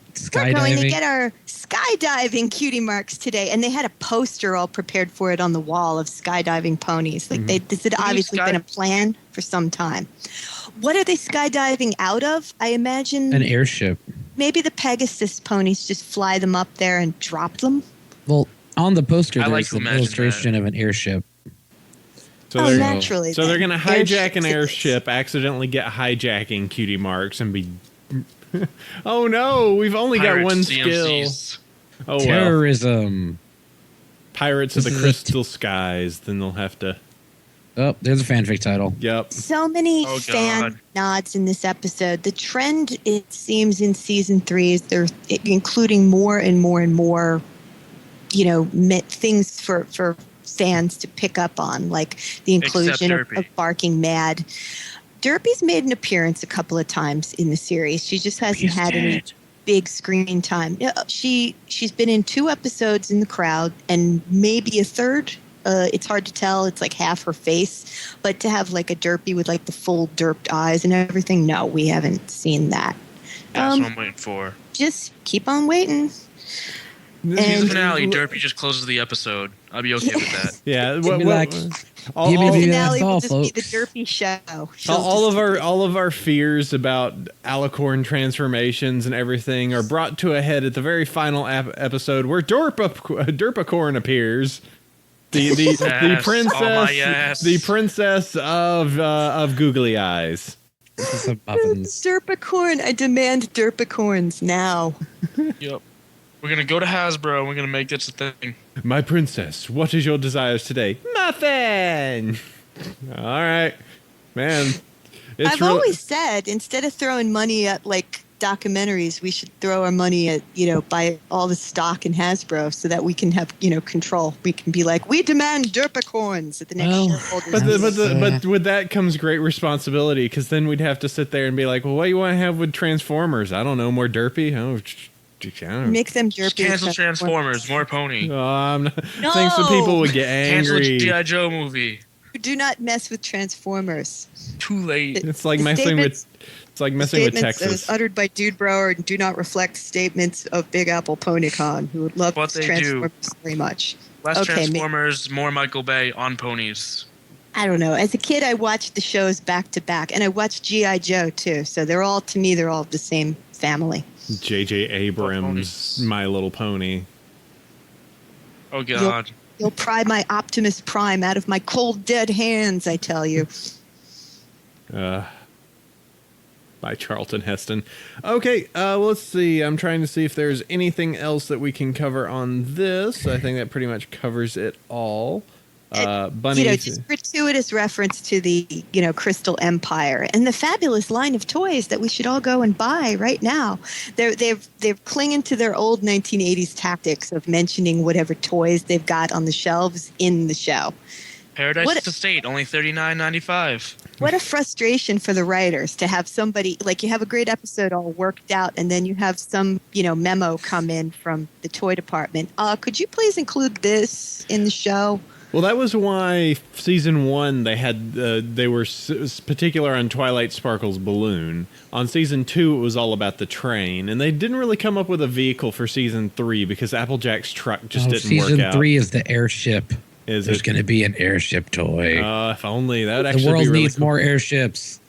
I still want my episode at sea. It completely takes place at sea, and they'll get into trouble, and Stephen Magnet will come to rescue with the sea ponies. With the sea ponies. Again, it'll move with it. It's the spinoff of the Pirates of the Crystal Sky. It's the Pirates of the Crystal Waters. So, let there be pirates in Ponyville. Pirates of Darkwater. Oh no! I know, but it's Crystal Water. Oh, okay. Yeah, see how we play with it. All right, well, to go ahead and give you a little heads up on next week, plug your ears if you don't want to hear this. It's season 3, episode 12. Oh god, we're 2 episodes from the end. Games Ponies Play. Yep, overall episode 64. Games Ponies Play. Title alludes to the 1964 best-selling book Games People Play. But the idea is a sports competition closer to the 1980s television series of the same name. More Crystal Empire. Get ready for it. Yep, the Crystal Empire Olympics. It's like Berlin Olympics, 19 whatever. And Twilight is a games inspector for some reason. Yeah, she's got to make sure those cyclist ponies aren't doping. Oh, they are. Roid Rage is there. He's ready to go. Yeah. Oh, man. Lance Hoofstrong. You got to look out for him. Wing enhancers, Swink. Oh, man. What kind of crazy stuff's going on here? We'll wait for the fanfics. We shall. All There's right. Always a fanfic. Unfortunately, Snowflake gets disqualified before he can attend. Yeah. All right. Well, let's see. Let's go ahead. That looks like it's good. We will definitely hit that up next week. All right. So let's go ahead and move this forward. We got emails. It's email time. You can send those across to bronyville@gmail.com. We look through it and we appreciate all of your excellent emails whenever you send those across. I will start first. Sandy second. Care if you will get the third and Dudebro fourth. Sure. Excellent. All right. Wait, what am I doing? You're going to read an email. We'll highlight it for you. Just look at the Google Doc. It'll be fine. Okay. I think yours is the last one, if I'm reading this correctly. No, maybe not. Wow, there's a lot of emails. Okay, let's do this. Dear AC, Sandy, Starry, and esteemed guests, I've been listening to these archives for a long time, and I'm trying to catch up as my schedule allows, but I want to say I love the show. Every episode is entertaining and informative, and I look forward to the day I can listen to a podcast the same week it comes out. Getting to the point of my email, I want to tackle the Discord issue that arose in this latest episode. I want to say I liked the episode myself, but found that a lot of bronies didn't like Discord's sudden turnaround simply on the basis of friendship. I'd like to point out that a moderately popular show some 20 years ago, there was an omnipresent being of notable chaotic tendencies that once stripped of his powers and deposited amongst beings who, well, put simply, didn't like him. Given his situation, they gave him the benefit of the doubt, but one amongst them came to be closer to him than the others, to the point that he defrocked being considered him a friend. In the end, this once all-powerful being put himself in harm's way to save the very people he'd been making trouble for the past several occasions. This willful attempt to self-sacrifice earned him a place amongst his compadres, or his contemporaries. As a result of everything that went through before, he may have learned a little bit more compassion towards the lesser beings he had a habit of pestering on a regular basis. The show in question was Star Trek: The Next Generation. The friend was Lieutenant Commander Data. The omnipotent being was Q. I thought I wouldn't say the friendship message was as strong in this instance. Data's friendship with Q did had an impact on him. The point of this is that the storylines as portrayed in Keep Calm and Flutter On are not new, but in this case it needed to be compressed for time and for the sake of intended target audience of the show. That being said, I'm sorry to say AC, but Rainbow Dash is best pony, Twilight is a close second, and Fluttershy is the best Dovahking. Fus Radal, yours truly, Zephrandolph. Yep. And actually, people after this episode are like, yeah, that was totally the Star Trek episode, but bona fide. And that's okay. Yeah. You know. There was speculation that that's why Delancey didn't sound like he was so into it. It's because he'd done it before. I don't know. It's just I don't something think I read. that 20 years separating the two would... Yeah, he's not sitting there going, oh, I did this last week. You know, it was 20 years ago. Yep. I have to There's wonder. a lot of TNG fans that are new, though. They've just discovered the show on cable, like within the past couple years. That stuff's on Blu-ray. It's super expensive, but it looks really good now that they've restored it all. Of course, it's Blu-ray. Yeah, yeah, I mean, I guess it was kind of just a little, compressed for time. I can see it. It was kind of weird. I always just, I kind of did the headcanon of, you know, Discord was locked into a stone statue for 1,000 years while hearing absolutely everything around him. He probably just needed to stretch a little bit. You know, he had to snap his fingers some. Yeah. Snap his tail. He wiggle like a noodle. How long is a pony year anyway?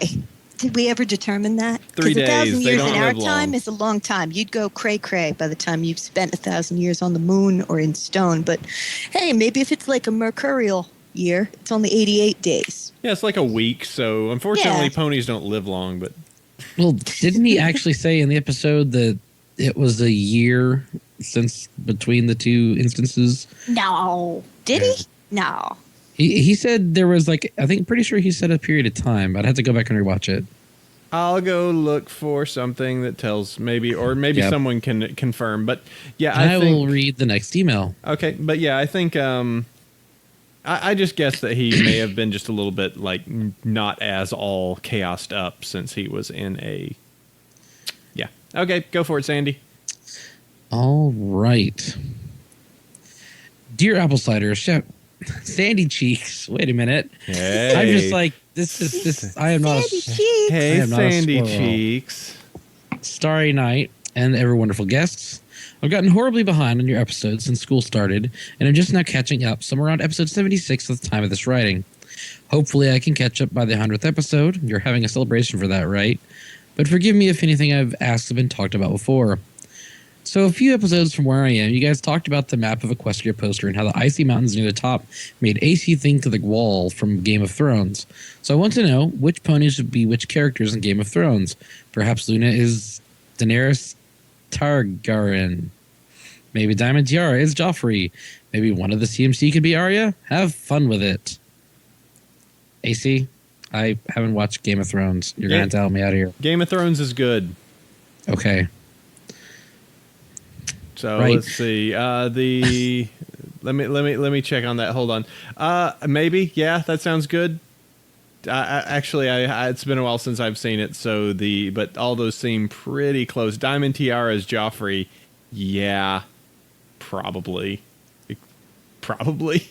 Man, I hate Joffrey. Yeah. Okay. Smacked around and all that. All right. Also, there are many mythical creatures on the show. Which is the best? Questions? I No, think the they're good. dragons are pretty good. They have a nice variety to them. Dragons are nice. Ponies are I cool. like the Timberwolves. Timberwolves are pretty Timberwolves cool. are okay. They're like crazy forest elementals. They're not really alive, so it's okay for the ponies to kill them because they were never really alive in the first place. They're just wood, like sentient, Wow. like magical wood. And then they go all Voltron and they can like combine themselves and turn into like super Timberwolf. Did you just say murder was okay, basically? Well, No, I said like taking out a beast made out of wood is all right because it's not really murder. They weren't AJ alive totally to start kicked with. them apart, Yep. and they got back together again. So clearly they're not. They're made of wood. It's like, smashing a chair. A chair has no feelings. But the Timberwolves do. Unless you're a chair of a convention, then you have a lot of feelings. Yeah. I'm gonna smash you when I see you in like 2 hours now. I'll smash you. Well. Dude, bro, smash. Moving on. Keep on rocking. Rainbow Dash's best pony. Insert AC Scoff here. Scootalia's best CMC. Arya's best Stark. And most of all, Bronyville's best podcast. Love you guys and what you do, so thanks for doing it. Your faithful listener, Red Green. Yay. Too many Rainbow Dash fans. Where's my Twi fans? All right. Rarity only. All right. Well, Care, if you'd like to get the one I Suddenly- highlighted. Oh, I would love to. Thank you. All right. Hey, all you crazy, colorful podcasting word ponies. Longtime listener, first-time writer here. Like many fans, I've been on pins and needles this past month in regards to Hasbro's ban on show staff attending Brony conventions, as discussed in episode 85. With the recent announcement of Las Pegasus Unicon securing show talent and the reinstatement of Nightmare Nights Dallas, I was wondering if you had any more information you could share with the public about where things stand on this issue. I also saw that Bob Carr, who was a guest on your show previously, tweeted the other day that Hasbro has reverted to the 2012 policy on conventions, but he also called that a, quote, simplification, unquote, and hasn't provided any more info. This sounds like good news, but I don't want to get my hopes up too soon. But assuming things are as good as they appear to be, I wondered if you think there would be any benefit to people contacting Hasbro to express their appreciation for things turning around. It seems like we always hear about fans pestering the staff or Hasbro reps when things go wrong, Derpygate being a prime example, but not so much when things are going well. Based on what information you guys provided, the fan base came very close to losing a major tie to the cast and crew of MLP because of some bean counter deciding that working with conventions wasn't important or necessary for Hasbro's bottom line. Whether or not financial considerations played into their eventual reversal, I'd like to think that providing a little positive feedback might not be amiss to let them know we appreciate that they're willing to spend time and money on not screwing us over. Not that anyone would express it in so many words, of course, but you get the idea. Anyhow, let me know what you think and keep up the good work. Your faithful listener, M.A.H. All right. So, Bob, says we are both conventioneers, you and I. Yes, we are. The situation with regards to Hasbro has been a sticky one since September or so. Indeed. Yes, and it is very wibbly wobbly. It basically boils down to it's up to the agents for a lot of it, and they have the discretion. But a lot of the older cons at this point in time, that would be Everett Northwest, Equestria LA, and BronyCon. They have a bit more free reign, and any new cons have to have a agent willing to go to bat for them, and it's up to the agent to provide the guests, and Hasbro still has to vet them. So for new cons that are out there, which both Kar and I are working on, and so it's wibbly wobbly. We're trying our best. We are. It's constant. When dealing with a corporation, it's very slow moving. When you're dealing with an agent is a person. It's just like calling anybody else up on the phone who's got a business. Hello, are you there? Yes. Can I have a meeting with you? Okay. Set a meeting, talk a little. They think about it. They give you an answer. You bat it back and forth. That's how you deal with agents. You're dealing with a corporation, you're dealing with really, really, really slow. I'm glad, honestly, that they put it back in the hands of these talent agents to make their own call on it. Yep. Because in the case of some of the older conventions, we've been dealing with these actors for a while. They know us. We should be able to work with them. Mm-hmm. Yep. It's a as process. As far as fan support, I'm going to go out and say yes. I think fan support is important. And if you guys want to see talent from the new TV show at your local convention, speak up. Ask your convention organizers who you'd like them to write to, and they can maybe supply you with a place you can write to say, I really want so-and-so at my convention. This is my favorite character. Yeah. Mm-hmm. I think a nice flood of emails and tweets and posts done the right way strategically will have a great positive effect. Yeah. And it will help to get some of the smaller cons on the map, and it will help establish cons to grow even bigger. Yeah, and I would say that at least temper it with the idea that they get tons of emails every day. So email's not really a great way to go. Yeah, and Hasbro, because they probably don't read them. Yeah, and you kind of have to think about the ways of what each group actually wants. So think of when you say Hasbro, think of Hasbro in three different ways, because there really is three different groups that are in play here. You have DHX, you've got the Hub, and you've got Hasbro Corporate or Hasbro Studios.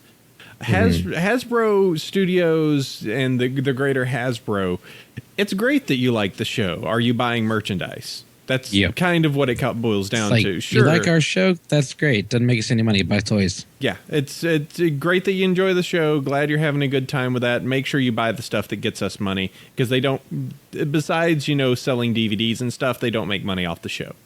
Hub likes us because, hell, we're giving them a ton of ratings. And if you want to, thank the Hub and stuff like that, go over to their Hub Twitter feed, say hello, and, say, you're really enjoying what they're doing and pushing the show. That's a good way if you want to do that. And the Hub is relatively responsive to us.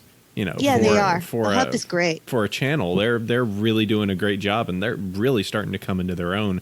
And of course, DHX, as much as they can respond, nowadays, they've always been very open and very warm to talking to the community when they can, especially when the community has interesting things to say and aren't just trying to spam Lauren Faust with a whole bunch of crazy requests of how do unicorns go to the bathroom. So, yes. So, there's definitely ways to do it.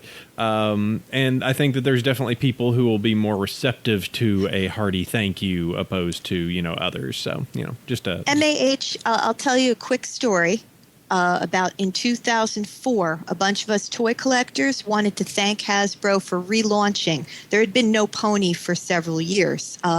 They brought back My Little Pony in 2003 with the G3 line. We were so happy as collectors to have new toys to look forward to that everybody took out their pen and pencils, and we drew pages of thanks and art. And me and another person cobbled it all together, made a cover for it, sent it off to Hasbro, and the vice president of girls marketing has it in her office to this day. She was so appreciative. She sent us back letter, and she sent us a big, huge box of My Little Pony toys. And the letter was signed by the entire girls' toys department. So, yes, they do receive things that we get. They just don't. It's a different division, you understand. They listen, but only to an extent. You have to do something more original than send an email that says, I want Andrea Libman to come to my, local convention. But I do. Or, Big Mac is my favorite pony. But he is. That's good. Well, include that, but also mention how you support their products, too. Buy the DVDs and buy the toys and buy the what have you, trading cards, bath gift sets, whatever. Oh, I got the best smelling hair. I know, like apples, yeah. And I got a cool bag now for all my makeup. It's got the main 6 cast on it. That's kind of what they want to hear. Yes, the bottom line is definitely involved. So, feel free. Just, I guess don't go cray with it. Yes. Some Brony Jr. brings up a good thing, and I've been meaning to talk about this. Didn't I buy DHX a breakfast a while back? That was supposed to happen. That trade-off was supposed to happen at Everfree Northwest. Unfortunately, it didn't happen. And I'm still kind of waiting for the point where we can actually do that particular trade-off for them so that they could have that. It just unfortunately at Everfree Northwest, we didn't have any contact with people so that we could do that handshake and give that across to them. So, for any of you that did donate to the DHX breakfast, that still is on my things to do. I'm sorry that it's taking so long. It's just trying to figure out how to send a large wad of cash across the border and not make a whole bunch of people alarmed. Can't exactly gift card that too easily, unfortunately. Okay. Better luck at Unicon. We'll see. I might be able to do something depending on who can work that. There will be some reps there. Cool. Maybe if we can get that rolling, that could probably work. Okay, let's see. Dude Bro, I've highlighted a one here for you if you wish. I will. All right. Greetings, Jarl Cider, Thane Sandy, and High Queen Starry Night. I like this guy already. Thanks for reading my last email on the air, catching an upset-sounding Chef Sandy, getting sabotaged by Flim Flam Philosophy, and answering my email, missing my point entirely. It was fun to listen to. Seriously, thanks. Wait, I'm going to need some explanation on that later. Okay. Now, with the closing end of the season, and now the present speculation about Twilight Sparkle thing, I'm wishing to share a thought if you allow me. First, considering the theme of this season, which as prior seasons seems to be predominant on most if not all episodes. For example, Season 1 was all about overcoming problems, fears, and flaws. Season 2 is mostly about having to cope with one's talents and gifts and... I just lost my place. And learn when those stop being strengths and start becoming weaknesses, and now Season 3's theme seems to be about overexposure and supercharging character traits, or in some cases, powers. I wish there was a comment in there somewhere. Where I'm going with all this is the following. What if this whole Twilight becoming an alicorn thing is but another test? Give Twilight so much magic that if she becomes an alicorn, let her taste the power of pure and raw magic. But unlike when it was given to Trixie, because Trixie's dumb, Twilight must learn about it on her own flesh. You know, the whole, with great power comes great wee, and so on. I don't think the wee was there, but that works. Wee! I ad-lib, and now I have to scroll down, so here comes a pause.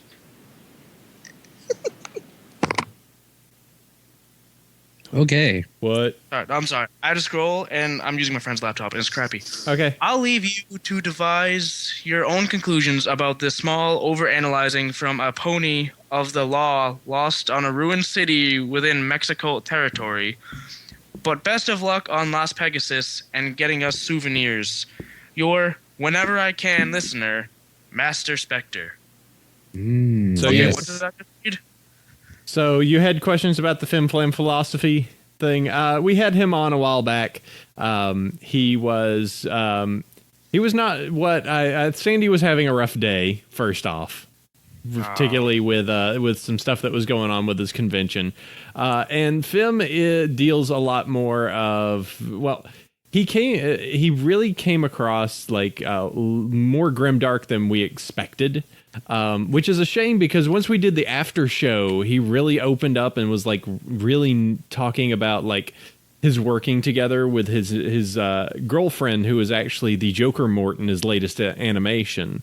And it was really neat. I just think it was one of those things of just being kind of off kilter and a little exasperated on that. And I love his animations. I actually spoke to him this week a little bit about the whole the user ID stuff or the content ID thing that was going on. And, you know, that's just kind of the explanation on that. I hope to have him on and you know, have him on again, maybe to talk about that and make sure that expectations and everything are a little bit more settled going forward. But I really love the guy. Yeah. Okay, that makes a lot more sense now. Yep. I think it was all just an expectation thing. So, it's like, would you come on your show? You be a person, not a personality. Yeah. So, the Twilicorn thing, maybe, I don't know. I mean, I hope so. There is enough like big question marks, and there's even like question marks now about a DVD that are up in the air. So, maybe we'll see. I mean, it's a lot of like. It's a good way for looking at it from the Hasbro corporate side. It's a good way to sell a new thing if they decided to do that. Toys. Yeah, I mean, brand new toys. So I really don't know. I will go on the record of saying I like my little purple unicorn as being a little purple unicorn that's nerdy. If that does happen, yeah. So.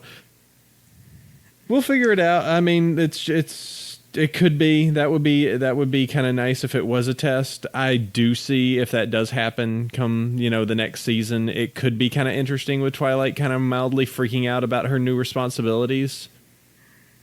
I do worry because it is my favorite character, and it would be what if we actually had all like the weird fix where it's like, and now Rainbow Dash can't fly, and now Pinky's not happy anymore, and what if Applejack loses the farm? It's like, what if you had one of those big shifts, but it was, you know, on a particular character? It was like,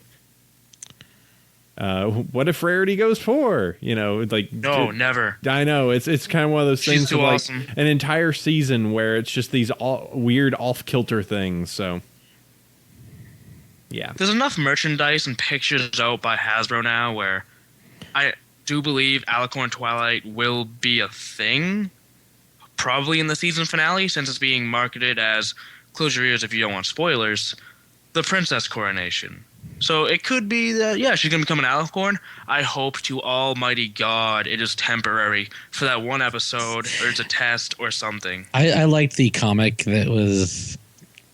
They used the magic, and oh no, Pinky bumps Celestia, and they make an Alicorn orange Princess Citrus Celestia. The second... Yeah, the second favorite citrus alicorn that there is. That sounds delicious. Don't eat a citrus alicorn. Why not? It's like fruit. They're very gamey. Gotta find. I like that. Sure. Yeah. Gamey citrus alicorny fruit. I'd eat it. Okay. Someone draw this. Okay. All right. It's been there. Let's see. Let me find. I'm trying to find where I am now. There we go. Okay, I think it's my turn. I'll read it. Highlighting. Hey, it's by Timo. Is Timo in the chat? I like you, Timo. Dear Apple Cider Chef Sandy and Miscellaneous, I am just finished watching the digital download of the Brony doc, and I have to say I am very pleased with it. I think it portrays the community in a good light, and it does try to explain to non-Bronies in a manner that makes sense. In addition, I think they did a great job in including things just the Bronies like. All the animated sequences and in-jokes. Overall, I really enjoyed it, and the only criticism is the setup of the stories that followed in the first 30 minutes could be more engaging. It seems to go a long time before they start to know and care about any of the people they present. I think a host or narrator could have helped with that. As for the con coverage, as someone who hasn't yet been able to attend, I really enjoyed the way it was presented. I've been able to watch live streams of some panels and have but having a camera in the middle of everything was great to see. I've heard rumblings in a few places that it hasn't met some people's expectations. I'm not really sure what else they'd expect from it. What else could have been portrayed that would have been delving into minute detail? As always, keep up the great show. I hope having a podcast to listen to brings the discussed pretty openly, but more than anything, it's just about enjoying ponies. Your faithful listener, Timo Warner, Timo Warner. Or Timo Sparkle, Timo Warner. Yeah, I think we covered that a lot. But he's basically right on everything he says. I dig it. Yeah, it's pretty close. I think if it's one of the things similar to the Brony commercial where people are afraid that the Brony doc is going to cause a whole bunch of people to super closely examine, the community. I think we probably would find similar to some stuff that we'll probably get an influx of some new people into the community. But I don't think overall you're going to see a big focus on the community. It's not going to ultimately cause people just to go well, obviously I need to spend the next 4 hours learning everything I need to know about this community. So I have 4 hours. Yep.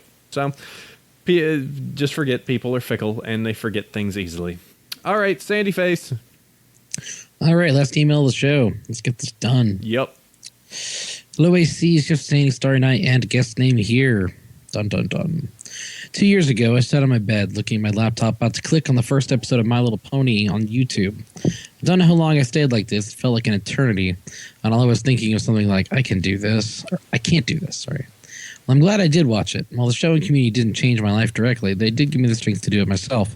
I made new friends, contacted old ones, and it helped me get through my phase of depression. A couple months ago, I started my own little stream together with my co-hosts Panzer Pony and Darkly Gear. Don't rely on them for moral support during Amnesia playthrough. They'll make Jaws and Cupcakes references and will try to convince you that a plant will stab you in the back.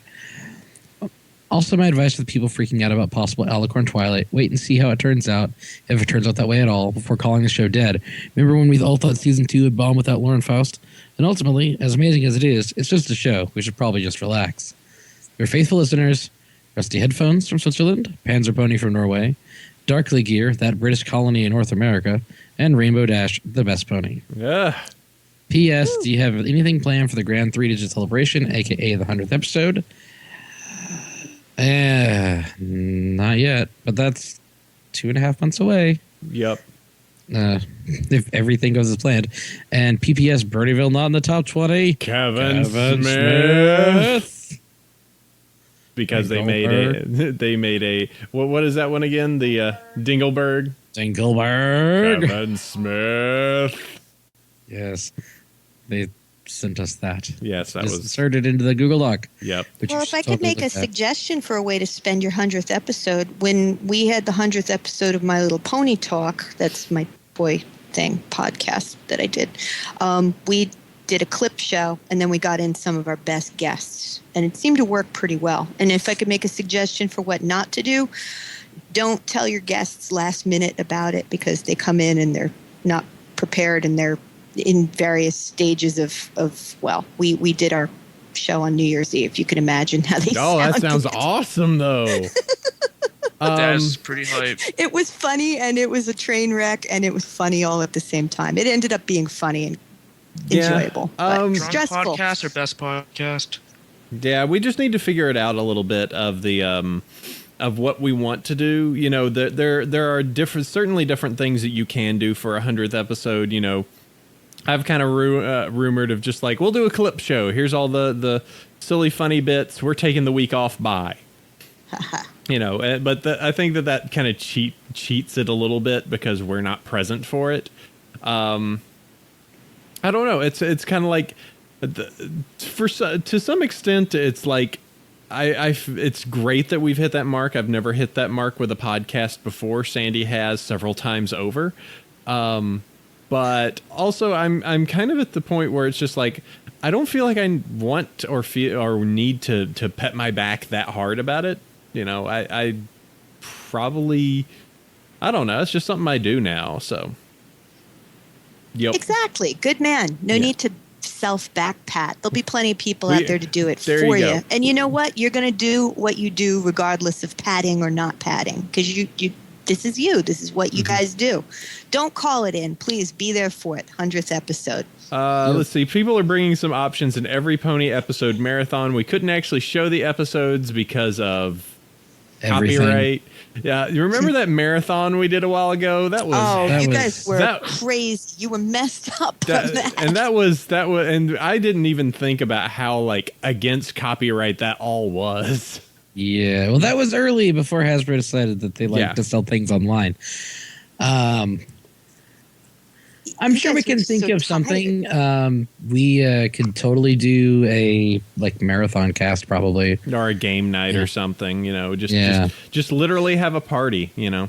That'd be fun. Have a party and have games and have some music and show clips or whatever. Have Andrea Libman call in if she would, so we could have Pinky give us a party. That would be Yeah. I would great. bring the can. All the party. Yep. Yep. So yeah, there's some stuff. If you guys have any suggestions of like cool stuff to do, you could Twitter me, or you know, we could talk it across on the. You can send an email if there's something really cool that you guys would like to see. Totally send that across because that could be fun. And we could probably do something on that day. We could. We just need to schedule it up so we know what we need to do beforehand. Yep. All right, well, that takes care of our emails. Big dose of them this week. Let's go ahead and move this forward. 5-star iTunes bronies. Sandy, what's I can't say the 5-star iTunes bronies. Because there are none. Why are there none? There's never none. Because we didn't release an episode for 2 weeks. Oh, no. AC, what have you done? Why? Kevin Smith has beaten us permanently. Oh, no. Now you're going to have to Oh. all unsubscribe and listen to Batman podcasts. Oh no. You obvious- Batman. AC, what have you done? Aw. Oh, Bronyville What? War Dad Simulator Tournament time. I don't know what to do now. There's no more 5-star iTunes bronies for this week. If you want to try and put together my broken heart, take these You broken wings and learn to fly again, learn to live so free. You can go ahead and leave us a review on the US iTunes store, and you know, We really do appreciate that. yes, we do. And no donations this week as well. Boo. I know. No love for you. I know. Donate or I will come to your house and I It- will. You know, this is what Hug happens when you aren't consistent. People For a week or two, people forget about you. I guess. The internet moves fast, man. You got to stay on top of it. Years. 2 The weeks internet is is like wrong. a year. Yep. Yeah, it's forever an internet time. All right. Well, to go So- ahead and move forward, it's one cool thing time. Let's put a bow on this episode to wrap it up so we can actually publish it and so you guys can actually get a podcast there. Yep. One cool thing, mine this week is going to be the Living Tombstone Gypsy Bard remix typography video. Holy crap, this was cool. It's pretty hype. I dig Oh it. man, I didn't even know about the song and then like just ended up finding that typography and I now cannot get the song out of my head. It's really good. I'm going to hit it right now just so I can listen to some. So good. Oh, That's really good. oh, it's so good. It is 10 good. hype. Mine this week is the Build a Century. Build a Century. It's the engineers singing It's, Build This Barn song. Oh, build a sentry. Okay. yeah, so it's similar. I think I was- remember that. There was a Bad Seed song that they did, Bad Spy, I believe it was. Red Spy. Red Spy. So this one is the Raise This Barn, no other versions of it. And then just changed to Build a Century, and it's all using the engineer voice from Team Fortress 2. Nice. Yep. So you can check that one out. Care, what do you have here for us? Oh, well, the lovely, talented comic book cover artist and illustrator Stephanie Buscema has a website that everybody should check out, whether you're a fan of Pony or if you're a fan of animation art, if you're a fan of Disney art or superheroes. She's got a really great style. It's sort of a vintage look, like a 60s fun. What company am I reaching for? They did a lot of cartoons in the early 60s, like anyway, go check it out. She's the look that I'm going for, it's kind of like a lot of pointy glasses and kind of like Samantha on the animation of beginning of Bewitched. Very much that TV show. She does an amazing like cartoon kind of style. She's also, I don't know if you're a Conan fan, but she happens to be the granddaughter of Dave Buscema, who was famous for drawing Conan in the 70s for Marvel. She has a blog, and in the blog she talks about what she's working on, and she namely mentions upcoming covers for 2013 for IDW for My Little Pony. So you can see some of that. There's pony news and art news, and she even mentions Big Apple Ponycon.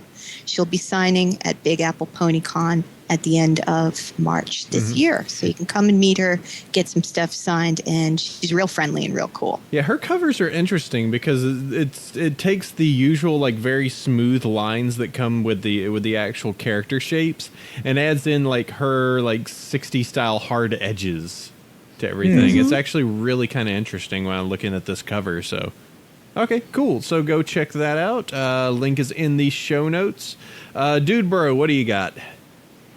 It's a little bit older, but back in November, I started something called the Brony Health Group.